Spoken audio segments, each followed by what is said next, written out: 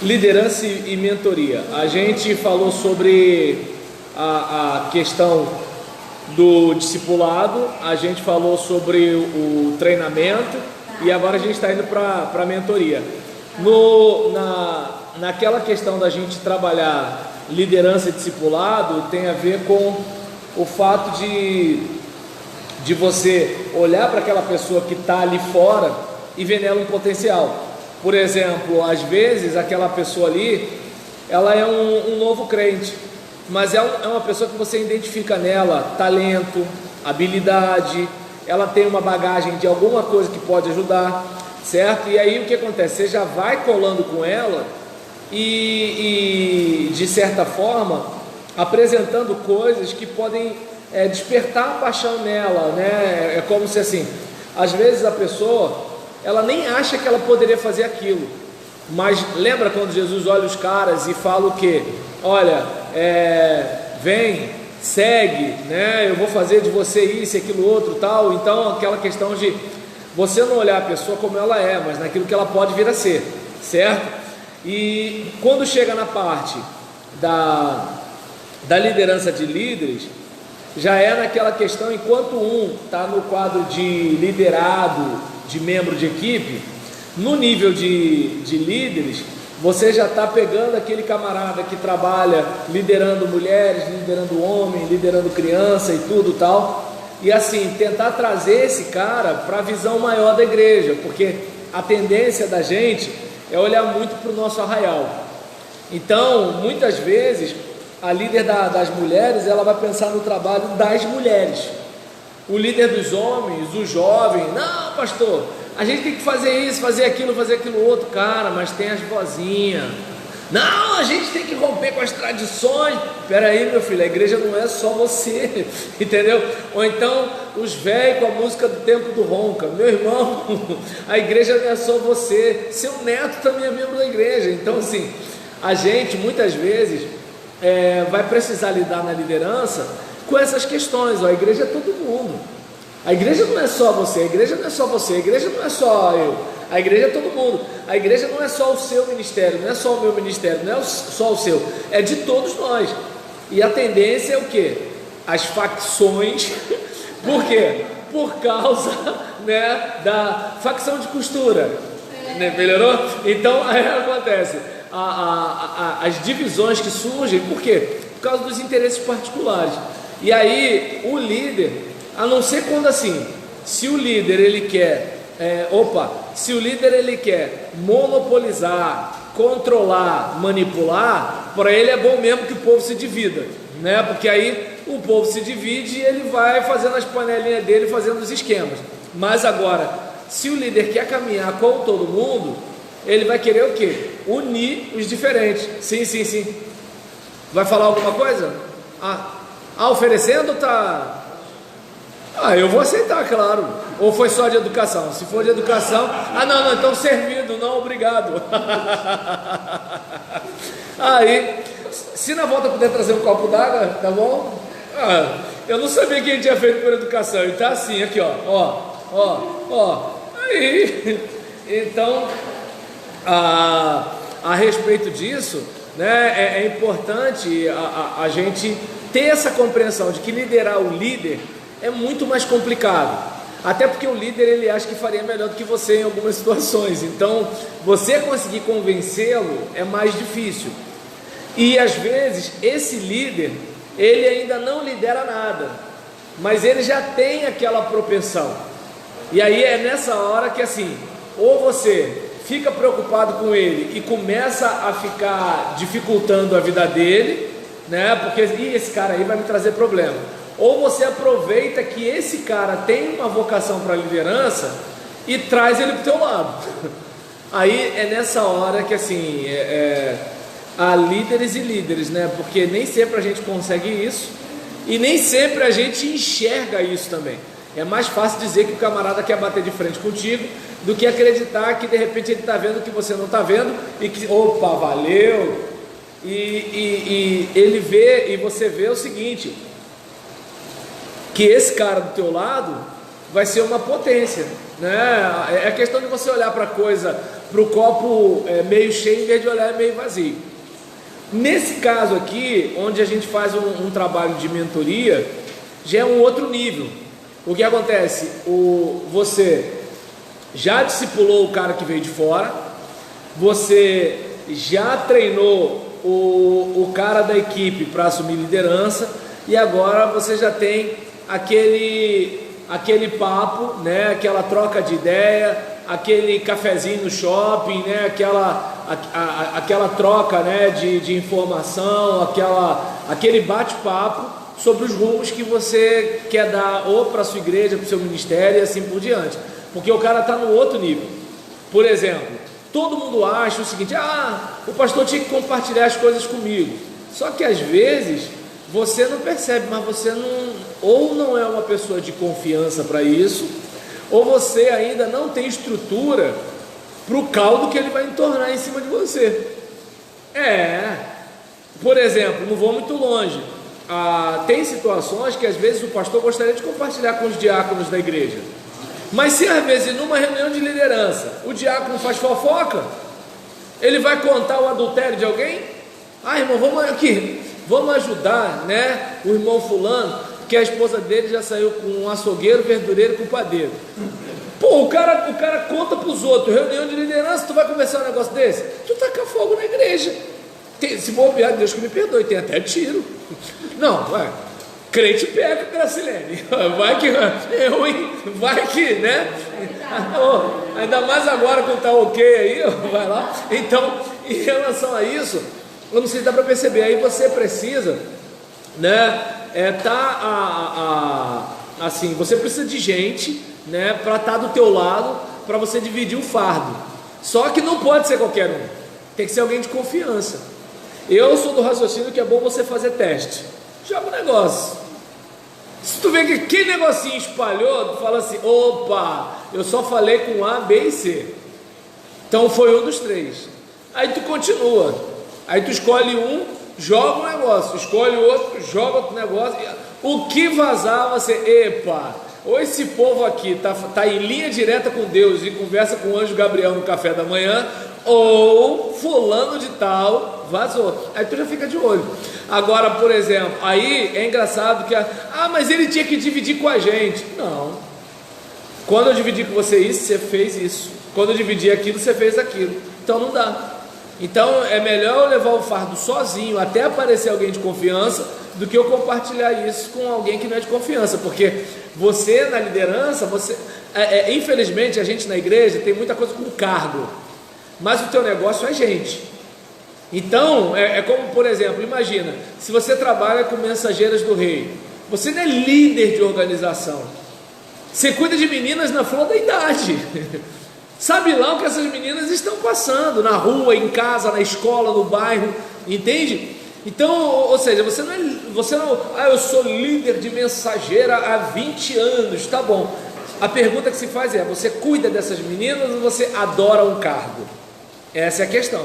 Então, o trabalho de mentoria, você já está no nível hard, já está batendo papo com a pessoa, que assim, olha, a gente aqui está praticamente no toque de bola. Ou seja, eu estou conversando contigo nesse nível. E aí, por exemplo, é importante que eu e você sejamos preparados por Deus para mentorear outros líderes. Não apenas discipular pessoas, não apenas treinar pessoas, mas inclusive mentorear as pessoas. Para quê? Para que essas pessoas se tornem líderes de líderes. Porque líder de liderado soma, mas líder de líder multiplica. Só que não é qualquer um, por quê? Eu tenho que abrir mão do ciúme.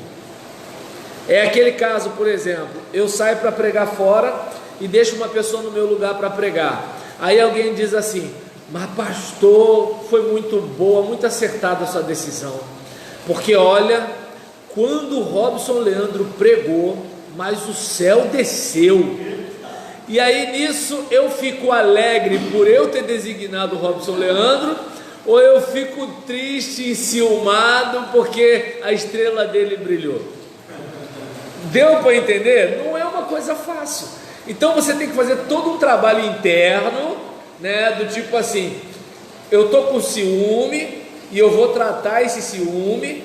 E detalhe, eu de certa forma estou recebendo elogio também, porque fui eu que designei o cara, e não fazer igual Saul, né?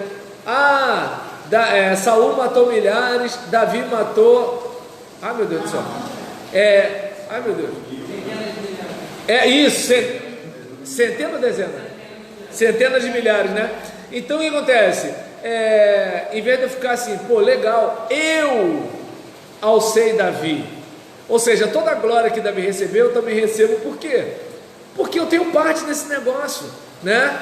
É que nem, por exemplo, estava todo mundo elogiando o ministro Tarcísio da infraestrutura, e aí nisso, e realmente assim, você não vê, né, a mídia batendo Tarcísio, né?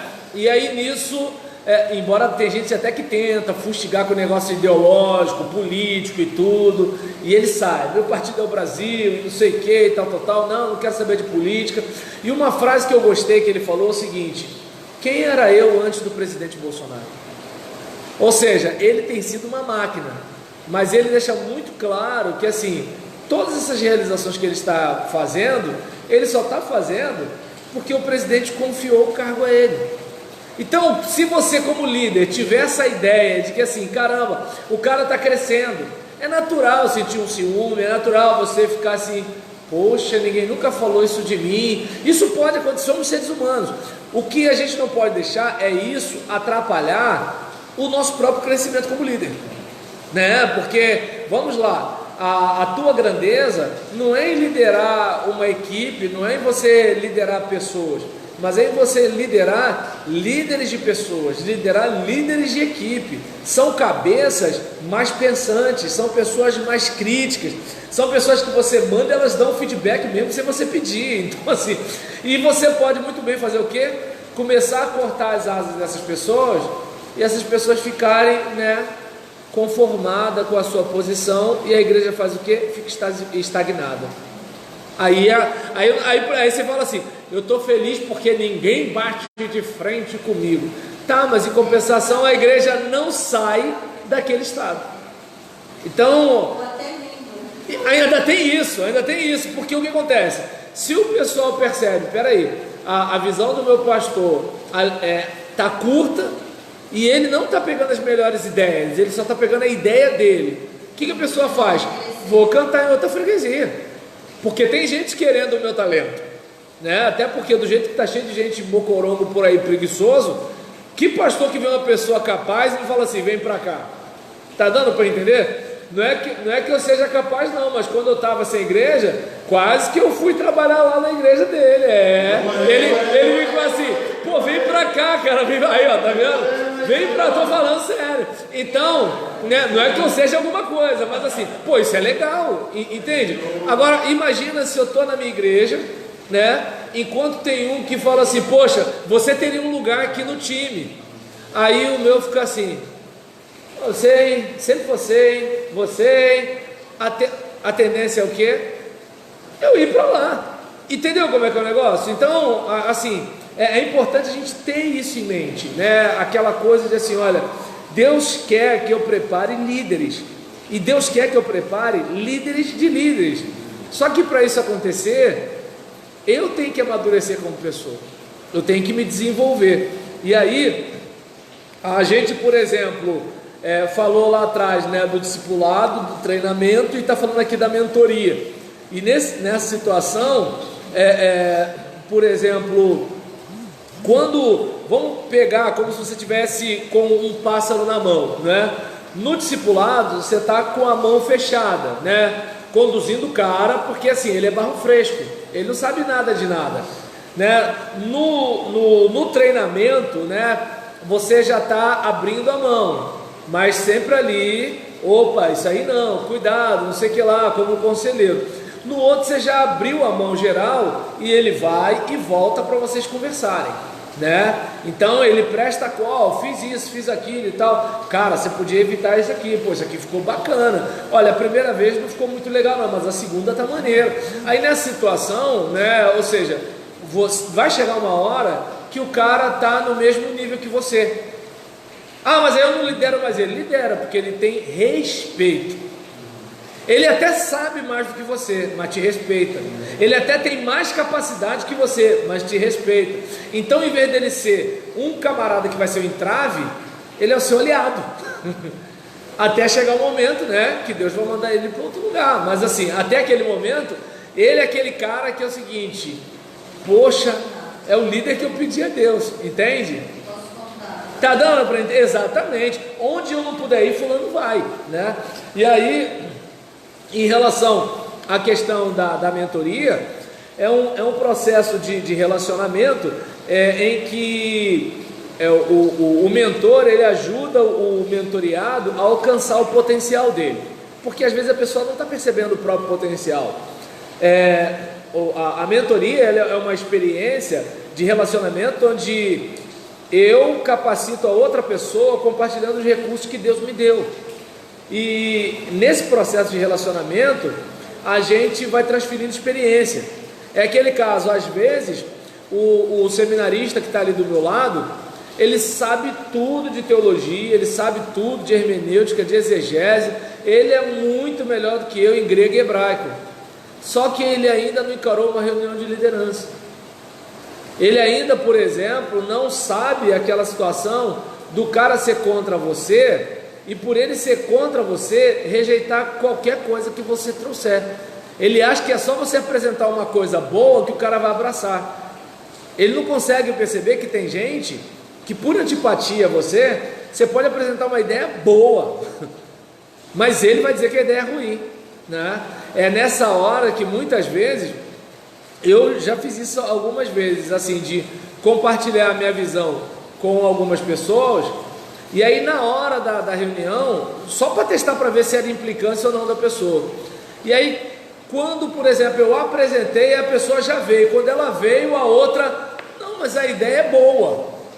Aí ela murchou. Aí eu falei assim, peraí, se fosse só uma questão de ser crítica, ela ia criticar a outra pessoa. Mas como era pessoal, as outras pessoas apoiaram ela, porque quando você tem uma convicção, não interessa quem está falando, você vai dizer, pô, isso aqui não está legal não, cara, gosto muito de você, mas não está legal. Mas aí você percebe, quando está no âmbito pessoal, e às vezes esse seminarista, ele ainda não sabe lidar com isso. Entende? Aquela questão, eu lembro de um diácono que ele ficou muito chateado, porque ele deu uma orientação e a pessoa não atendeu.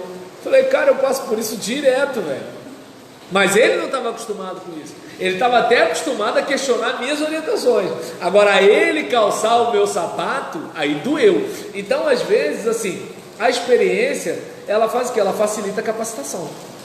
Porque a pessoa, ela aprende com o seu erro e com o seu acerto, certo? Então, e a mentoria, ela vai movendo, né, o mentoriado, né, do processo de aprender por tentativa e erro, para um aprendizado mais seguro, que é pelo exemplo, seja do que fazer, seja do que não fazer, né? Porque tem isso também, aquele caso, eu vejo naquilo que o meu pastor é bom, né? E eu falo, pô, quero ser igual esse cara quando eu crescer. E eu vejo aquilo em que ele é ruim, eu falo assim, opa, eu já vi que isso não funciona. Todo lado dele, amo meu pastor, mas no meu ministério não vou fazer isso não. Porque toda vez que ele... E ele teima, mas toda vez que ele vai, não dá certo. Quer saber? Vou pegar um outro caminho da próxima vez, certo? Então... Mas aí a pergunta que a gente tem que fazer na mentoria é a seguinte. Por exemplo, fulano, quais são suas prioridades? E como é que eu posso ajudar você a alcançar essas prioridades? Porque às vezes a pessoa está na igreja, mas ela não sabe para que Deus a chamou. E aí é aquilo que Bill Hybels chama no livro Rede Ministerial de movimento sem deslocamento. Porque, gente, se tem um negócio que a igreja gosta muito é de evento. E evento é evento, né? Então, se você só ficar festa disso, festa daquilo, encontro disso, encontro daquilo, fazer por fazer, você se distrai, você fica feliz com a casa cheia, mas você não atingiu nada, né? Então, às vezes a pessoa, ela não tem ideia de que por que Deus a chamou. Ela não tem ideia de que qual é a função do ministério dela ali. Ah, meu trabalho é cantar na igreja. Tá, mas cantar para quê? Tocar para quê? Ser professor de escola bíblica para quê? Porque isso tudo é um meio para algo maior que Deus tem para realizar na sua vida e na vida da igreja. Agora, se você só pensar no alvo em si, aí é simples. O dia que o pastor falar assim: fulano, você vai ficar 3 semanas na geladeira, pronto. Aí a vida do pastor vira um inferno, porque você vai fazer intriga, vai na casa de um, vai ligar para outro, vai mandar WhatsApp, mandar indireta no Facebook. Exatamente. Aí o Satanás começa. Então, por quê? Porque a pessoa ela não tem ideia do algo maior. Eu estava até falando isso na minha igreja domingo agora. Eu falei, quando a minha igreja me destituiu, ela não me destituiu da minha vocação. Ela não me destituiu do dom que Deus me deu. Ela não tirou o púlpito de mim. Ela não tirou as almas que estavam com os ouvidos para a minha pregação. Ela só me tirou de um cargo. Mas eu continuei pregando, eu continuei servindo, eu continuei pastoreando, eu continuei ministrando. Eu não estava à frente de uma instituição. Entende? Quando você tem consciência de quem você é e para quem Deus te chamou, você não está preso a uma assinatura, a um cargo, né, a uma denominação, uma organização. Seu trabalho é o reino. Ou seja, não há nada que prenda você. Mas agora, quando a pessoa não sabe qual é a sua prioridade, ela pensa em quê? Atividade. Professor, o líder, o líder servidor também tem que dar com essa temática que você falou. A pessoa ela não quer servir aqui embaixo, né? Ela pensa que é só lá em cima no público, lá em cima no Estado, né? Na visibilidade. Né? E aí não olha para servir, é aqui embaixo. Exatamente. É como, por exemplo, a pessoa te vê lá na frente e fala assim: uau! Primeiro que é o seguinte, ela só vê aquilo, né? Pô, é maneiro ser pastor, cara. Só que é o seguinte, ele tá lá, ele precisa da pessoa do som, precisa da pessoa do data show, precisa da pessoa da água, precisa da pessoa da limpeza. Ou seja, há uma série de gente ali, né? E o pessoal só está olhando a cereja do bolo. Então, observa bem como é que são as coisas. Aí, a gente às vezes não se dá conta, né, do trabalho em conjunto que todo mundo faz, né? É como, por exemplo, nós temos vários órgãos no corpo. Aí vamos lá, se alguém chegar para você e falar assim: olha só, você quer quanto no teu braço? Eu te dou tanto para arrancar o teu braço. Você quer tanto na sua perna? Eu te dou tanto para arrancar a sua perna. Ou seja, você fala: não tem preço isso para mim, porque cada órgão é importante.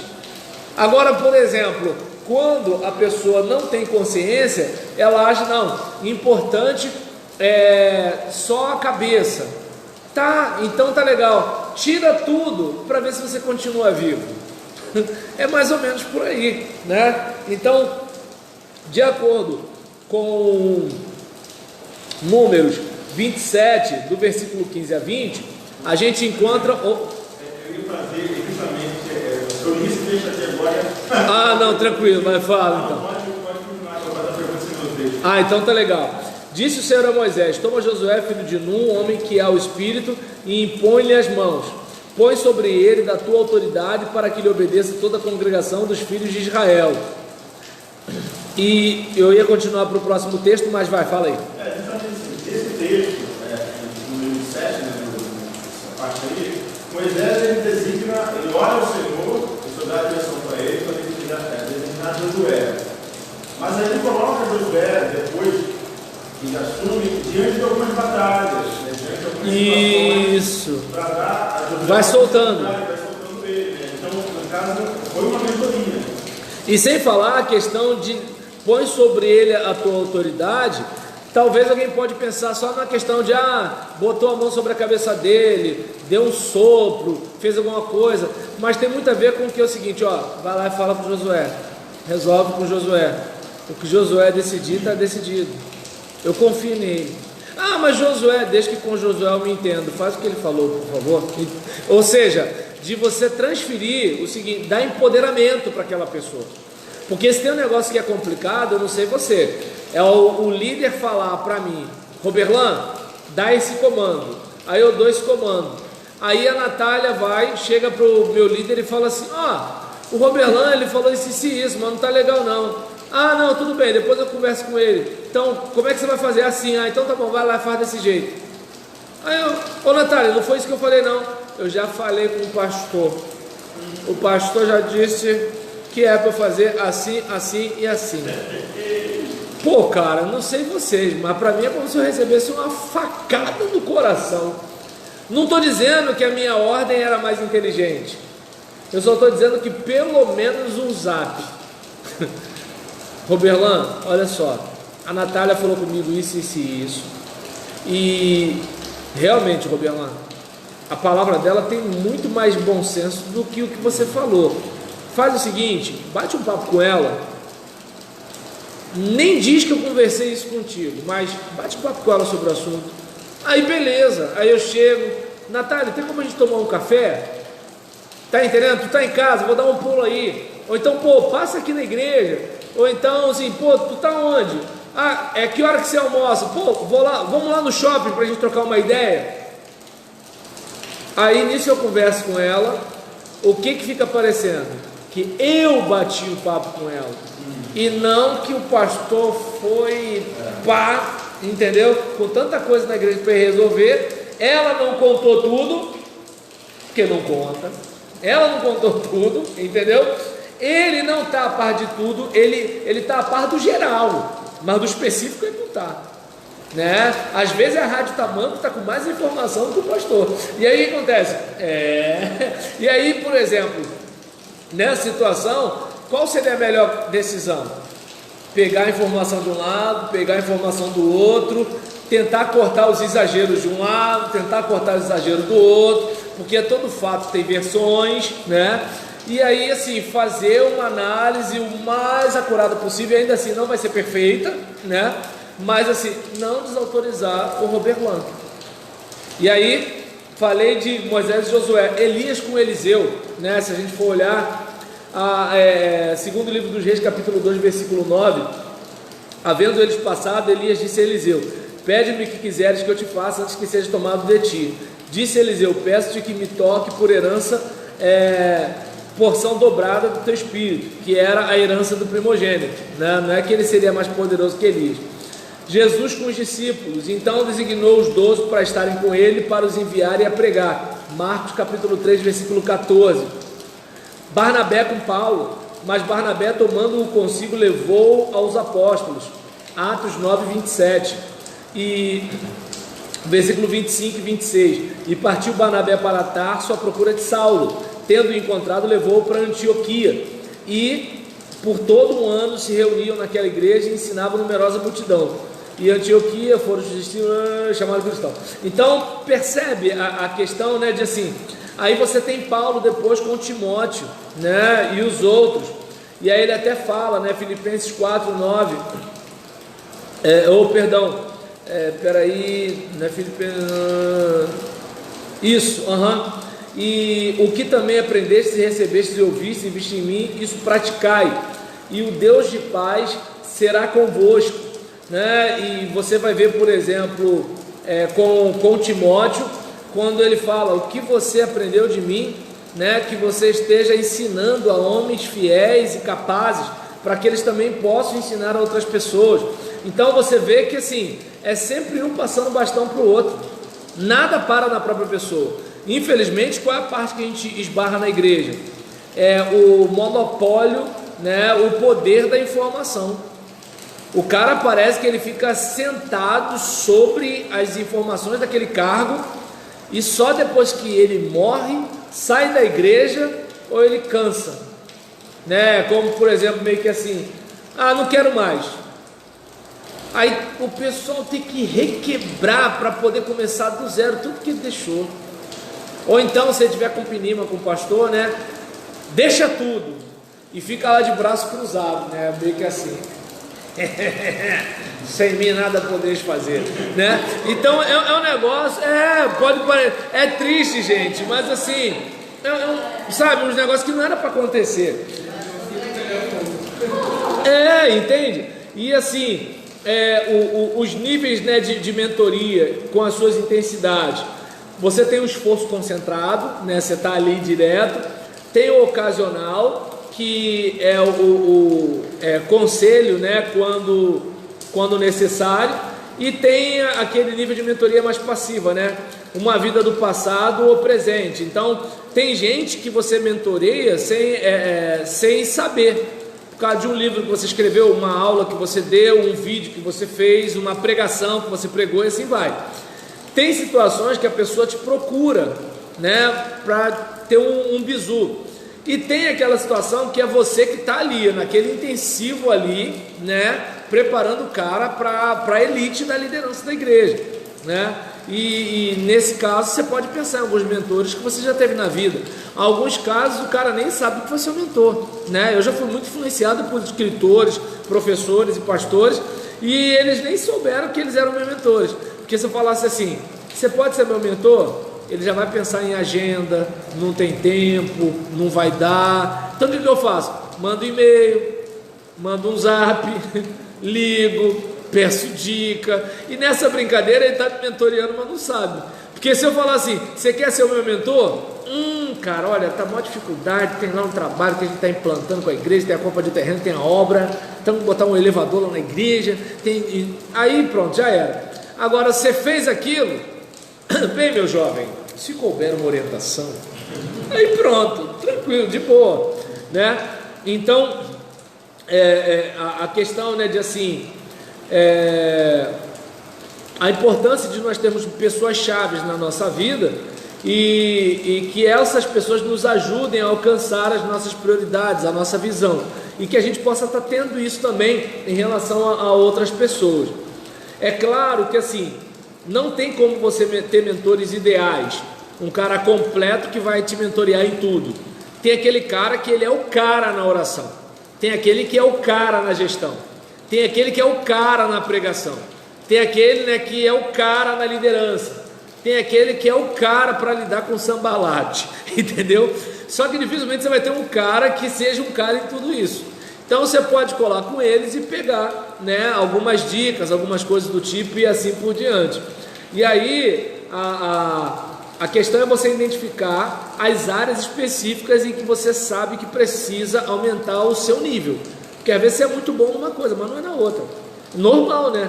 Então, aí como a gente viu aqui, né, por exemplo, no discipulado, você tem Timóteo, né, como um modelo, né? O discipulador é um cristão maduro, o foco são os planos do líder, o conteúdo e as disciplinas espirituais. Então você está ali, né? Por exemplo, você está como o que acontece, Paulo, né? Que trabalha com Timóteo. Você tem aquela seguinte situação, olha, você que está discipulando o cara, você é um cristão maduro, e aí você está passando para ele o que? O conteúdo, os planos do líder, as disciplinas espirituais. No treinamento, né, a gente já está como quem está, no caso ali, preparando um cara do nível de Paulo, né? Então, o treinador já é um líder experiente, o foco é na necessidade, o foco é nas ferramentas práticas, o foco é alcançar os alvos. Então você percebe, né, que assim, enquanto Timóteo ele lida com o povo, preparando o povo com o conteúdo recebido, né, você vê que Paulo já está treinando gente, treinando pessoas para as igrejas que ele plantou. Então já é um outro nível. Qual é a necessidade que você tem? O que você precisa fazer? Quais são os alvos para essa igreja? Tem que preparar presbíteros. Então você percebe que é um nível diferente. No caso de Timóteo, é o que? Ensina o escravo a não ser resmungão e tal. Já lembrei do Ed Renekiewicz, deixa quieto. Então, aí o outro nível de liderança, que é a mentoria, já é Barnabé com Saulo, né? com Paulo. Então é o que? É um guia sábio experiente, é um cara que, olha, eu já andei em lugares que você não andou, Paulo. Você pode saber um monte de coisa, você pode ter estudado com Gamaliel, mas olha, respeita a minha história, vem comigo, eu vou te dar o bizu, entendeu? E aí nisso, os planos, né, do mentoriado. Paulo, o que você quer fazer? Judaizante, gentio, a situação é essa, é aquela, tal, não sei o que, todo do teu lado, né? E aí, foco, conselho para a vida. Cola comigo, anda comigo, depois você vê o que você faz da vida, mas estamos juntos, entende? Então é uma coisa mais ou menos assim. No sentido para perceber a diferença do discipulado para o treinamento e da mentoria, né? E às vezes, qual é o problema da gente como líder? Você quer trabalhar com mentoria no cara novo na fé, e você às vezes quer trabalhar com um discipulado num cara cascudo, que assim, ele vai ter resistência de ouvir você, porque às vezes ele pode estar sabendo coisa até mais do que você, né? E às vezes a questão do treinamento, de você não saber lidar, inclusive, com o seu ciúme, né? O que é normal, não é errado, assim, ter ciúme faz parte, é a nossa natureza, infelizmente. Mas agora, você precisa ser maduro para saber lidar com isso e pensar o seguinte: que bom que esse cara está do meu lado. Pensa em Davi, os valentes de Davi. Eu penso assim, pô, Davi não é nada perto daqueles caras. Samar sozinho, bota para quebrar. Jabezão faz e acontece. Aí tu vê aqueles caras ali e tudo tal, mas aqueles caras eram leais a Davi. Então, esse tipo de situação é o seguinte: poxa, eles são melhores do que eu, mas estão do meu lado. Coisa boa, né? Então, a gente, por exemplo, enquanto, né, no trabalho de discipulado, é um intercâmbio baseado em conteúdo, né, com prazo limitado, informações bíblicas espirituais e um relacionamento positivo, você tem, no caso do treinamento, uma situação de intercâmbio baseado em serviço. O prazo varia, né, e você dá habilidades para essa pessoa que ela ainda não tem, certo? O que também requer um relacionamento pessoal positivo, porque não tem como você aprender algo de quem você não respeita, não tem como, né? E na mentoria, né, que é aquele modelo Saulo Barnabé, o intercâmbio baseado em relacionamento, idealmente a vida toda. Pô, meu pastor, estou precisando de uma ajuda aí, cara. Eu estou passando por um problema na minha igreja, a situação é essa. Rapaz, tá vendo? Você lembra daquele dia em 1988, quando você dizia que não era bem assim, isso aqui lá? Aí, viu? Essas coisas acontecem. Mas olha só, não dá pra gente conversar agora não. Vamos fazer uma coisa, ó. A Gisele está fazendo um risoto aqui. Aparece aí pra gente comer, a gente troca uma ideia e bate um papo com o tempo. Percebe? É outro nível, não é assim, toda terça, 3:30 da tarde. Não é a mesma coisa, é diferente, né? Então, é uma experiência prática para a vida, é uma coisa nesse nível. E é bom observar, né, que assim, todos os novos cristãos, eles devem ser discipulados para quê? Para estabelecer, devem ser discipulados para estabelecer nos fundamentos, para serem estabelecidos no fundamento da vida cristã. Todos os cristãos, eles precisam de um mentor para ajudá-los a continuar amadurecendo na fé e na vida. Todos os cristãos podem mentorear alguém, até porque as experiências da vida nos qualificam, certo? Então, se você tem desejo de mentorear alguém, é simples, é só você desenvolver a habilidade de ver potencial na pessoa. Esse é o caso. Às vezes você olha um negócio que pode parecer negativo, mas aquilo ali vai fazer uma diferença incrível, né? Tolerância com erro, tolerância com descuido. Para quê? Poder ver o potencial de desenvolvimento da pessoa. Não tem como você cobrar daquela pessoa hoje, né, o que você demorou anos para ser, certo? E a flexibilidade em responder às pessoas e às circunstâncias. É importante isso, né? Aquela coisa de assim, olha, hoje você não conseguiu, mas amanhã você vai conseguir. Fulano conseguiu, você não, mas fulano tem essa competência que você ainda não tem. Em compensação, você consegue algo que ele não consegue, porque você tem uma competência que ela não tem, e assim por diante, né? A paciência, né? Entendendo que tempo e experiência são necessários para o desenvolvimento. Imagina, uma mulher ficar grávida num dia, no dia seguinte nasce o filho? Não, só se fosse um bebê monstro, só desse jeito, não tem como, né? A questão, né, de perspectiva, tendo a visão e a habilidade de antecipar o futuro e dar as orientações. Ó, pode acontecer isso, pode acontecer aquilo, abre o teu olho, vigia, né, tal. E também desenvolver habilidades que edifiquem e encorajem os outros. Às vezes estou à vontade de falar assim: caraca, rapaz, mas tu errou direto, hein? Aí, por exemplo, ó, tá mais perto de conseguir. Você falou a mesma coisa de um modo diferente, né?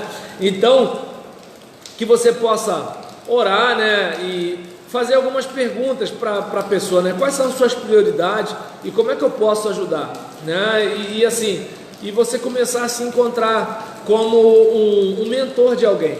Com certeza você tem alguém na sua igreja que você poderia estar mentoreando com alguma bagagem que você tem, certo?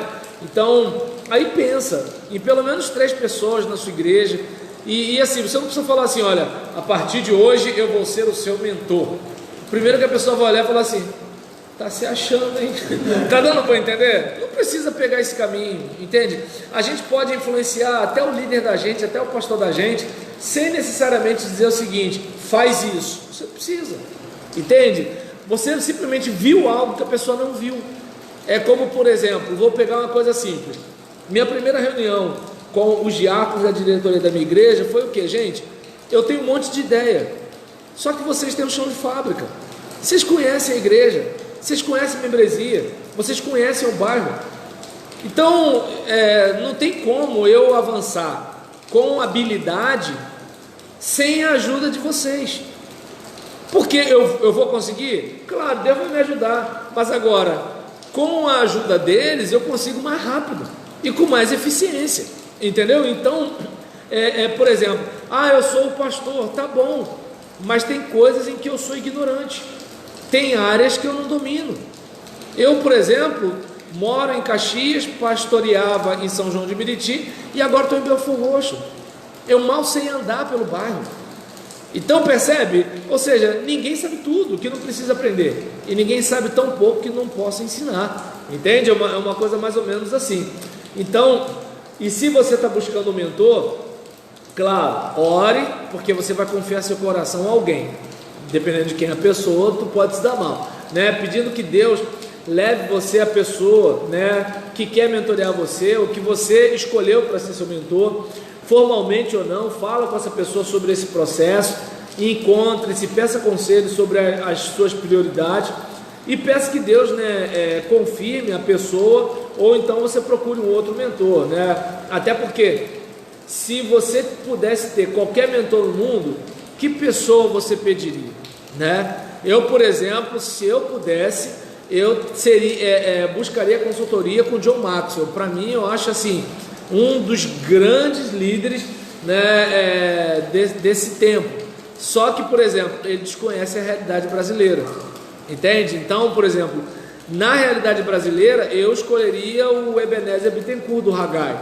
Então, assim, no contexto de liderança, mas no contexto de pastoreio, eu, por exemplo, sou apaixonado pelo pastor Jeremias Pereira, da 8ª Presbiteriana em Belo Horizonte. Eu acho ele um camarada assim fenomenal, né? Então, eu não sei se dá para perceber que assim, todos nós, né, precisamos ser mentoreados e de alguma forma, né, a gente pode pegar a nossa experiência e somar para o potencial de algumas pessoas amanhã, tá beleza? Então, vamos fechar aqui.